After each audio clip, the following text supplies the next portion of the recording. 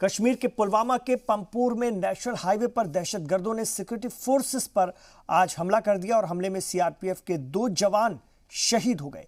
3 जवानों के जख्मी होने की भी खबर है। सिक्योरिटी फोर्सेस ने इलाके को घेरे में लेकर तलाशी मुहिम छेड़ रखी है और शहीद जवानों की शनाख्त शैलेंद्र सिंह और धीरेन्द्र त्रिपाठी के तौर पर हुई है, जबकि मुकुंद सिंह, गोरखनाथ और डी किपजेन जख्मी हुए हैं। इन सभी का ताल्लुक सीआरपीएफ की 110वीं बटालियन से है। इत्तलात के मुताबिक पंपोर के कांधी जल ब्रिज पर सीआरपीएफ की 110 बटालियन और जम्मू कश्मीर पुलिस की रोड ओपनिंग पार्टी ड्यूटी पर तैनात थी, तभी नामालूम मिलिटेंटों ने अंधाधुंध फायरिंग शुरू कर दी। इस दहशतगर्दाना हमले में 2 जवानों के शहीद होने की खबर, जबकि 5 जवान जख्मी हो गए हैं।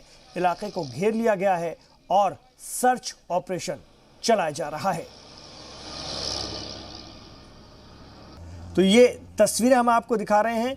रोड जो पार्टी होती है, पेट्रोलिंग पार्टी, उस पर ये हमला हुआ है और सबसे आगे ये जो जवान होते हैं उन पर ये हमला किया गया है। आपको बता दें, रोड ओपनिंग ये होती है पार्टी, और आपको बता दें इसमें 2 जवान शहीद हो गए हैं। शहीद जवानों की शिनाख्त शैलेंद्र सिंह और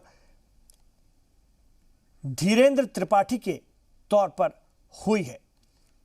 तो नेशनल हाईवे पर दहशतगर्दों ने सिक्योरिटी फोर्सेस पर हमला किया है, जिसमें सीआरपीएफ के 2 जवान शहीद हो गए हैं।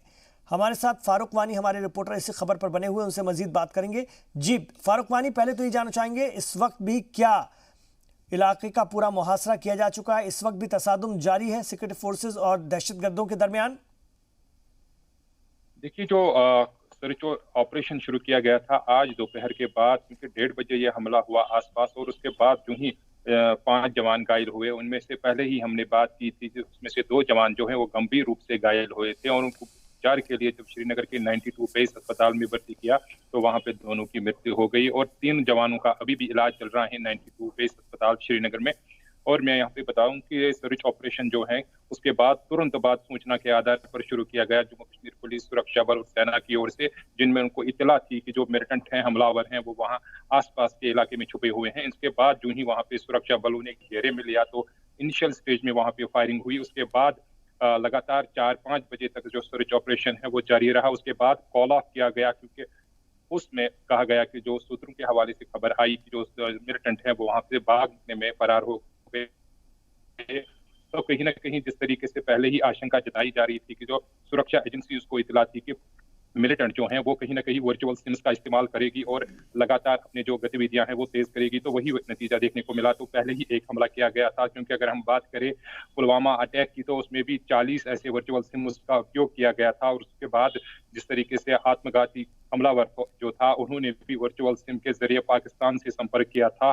तो कहीं ना कहीं लगातार जिस तरीके से पहले ही आशंका जताई गई थी कि वर्चुअल सिम्स का उपयोग करके मिलिटेंट जो है अपनी गतिविधियां तेज करेगी, तो उससे पहले ही इस तरीके का अटैक जो है कहीं ना कहीं इशारे कर रहा है सुरक्षा बल और जम्मू कश्मीर पुलिस की ओर से। उनके लिए भी अब चुनौतियां आगे बढ़ने वाली हैं और उस स्थिति से निपटने के लिए अब जम्मू कश्मीर पुलिस, सुरक्षा बल और सेना लगातार अब एंटी मिलिटेंसी ऑपरेशन तेज कर रही है। न सिर्फ ये पहला अटैक है, अगर हम इससे पहले भी बात करें तो जून के महीने में और फिर जुलाई के महीने में भी अवंतीपोरा में इसी तरह का एक अटैक किया गया था सीआरपीएफ की नाका पार्टी पर, जिसमें एक जवान जो है उसकी मृत्यु हो गई थी और उसमें एक छोटा बच्चा भी पहले गंभीर रूप से घायल हुआ था, बाद में उसकी मौत हो गई। तो लगातार इस तरीके की जो गतिविधियां हैं वो मिलिटेंटों के द्वारा सामने आ रही हैं, लेकिन लगातार जिस तरीके से जम्मू कश्मीर पुलिस, सुरक्षा बल और सेना जो मिलिटेंट गतिविधियां हैं उनको विफल करने के लिए कई तरह के प्रयास कर रही हैं। हालिया जिस तरीके से भारी मात्रा में हथियार, गोला बारूद जो है जो पाकिस्तान से आ रहा था उसको पकड़ा गया और खास तौर पर कई तरह के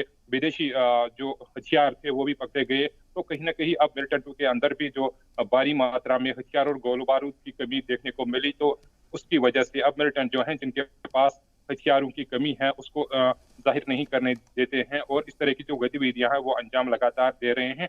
लेकिन जिस तरीके से सीमावर्ती इलाकों में भी हमने देखा कि इन्फिल्ट्रेशन की कई सारी घटनाएं सामने आई, जिनको कई बार विफल भी किया गया और हालिया जिस तरीके से वहां पे सेना के 2 जवान भी शहीद हो गए, कहीं ना कहीं अब सुरक्षा बल और जम्मू कश्मीर पुलिस के लिए भी अब चुनौतियां बढ़ने वाली हैं आगे, क्योंकि इस तरह के जो हमले हैं शायद मजीद देखने को मिलेंगे, क्योंकि पहले ही इसकी आशंका जताई गई थी कि जो जी। मिलिटेंट हैं, उनके पास अब वर्चुअल सिम्स का उपयोग करके वो एक दूसरे से संपर्क हैं। जी, शुक्रिया आपका इस पूरी जानकारी के लिए फारूक वानी।